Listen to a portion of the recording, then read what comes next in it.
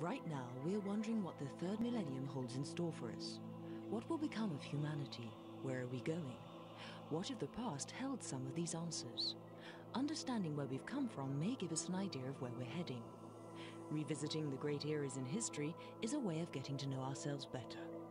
So why not come with me on a journey of discovery to find out how we got here? Throughout history, there have been decisive steps for mankind. In Genesis, you can be there as these great events unfold, and who knows, maybe you'll even be able to play your part. Let me tell you a great story, the wonderful story of human evolution.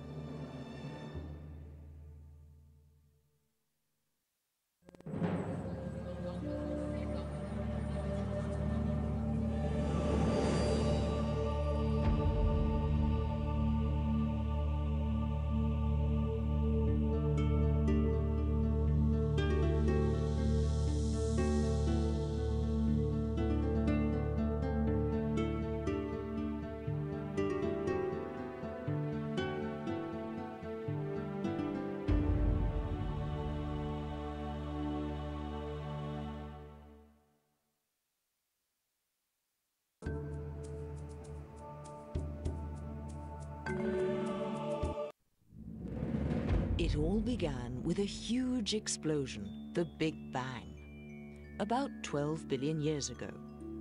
And before that, there was nothing. At least that's the theory. It took 1 billion years for the first galaxies to form, and another 5 billion years for our solar system to be created. It was around this time that our Earth came into existence. It then took a mere 2 billion years for the Earth to cool down and for an envelope of gas to gradually cover the globe. Ammonia, methane, carbon dioxide were some of the gases constituting the atmosphere.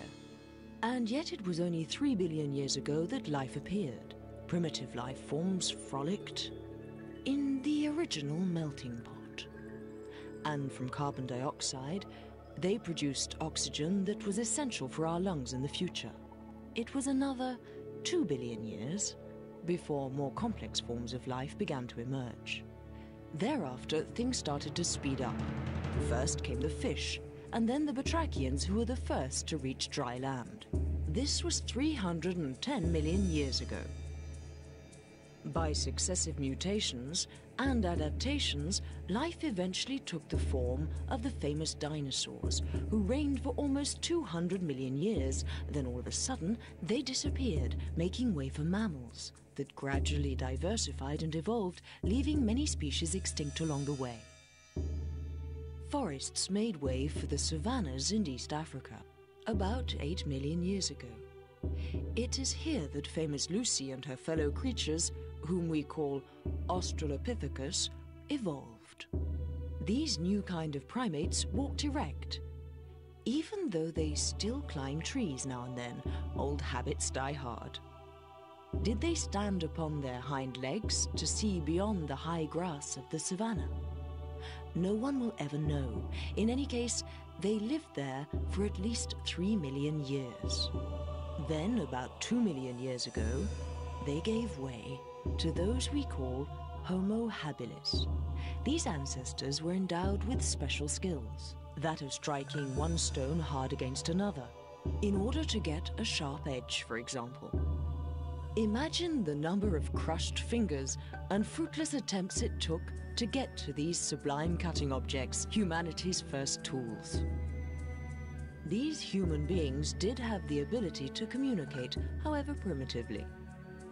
The young, seeing their elders throwing stones, probably began doing so themselves, no doubt causing a few accidents over the years. The Homo habilis had the ability to remember their actions. Thus began the transmission of knowledge. These primitive gestures make us smile.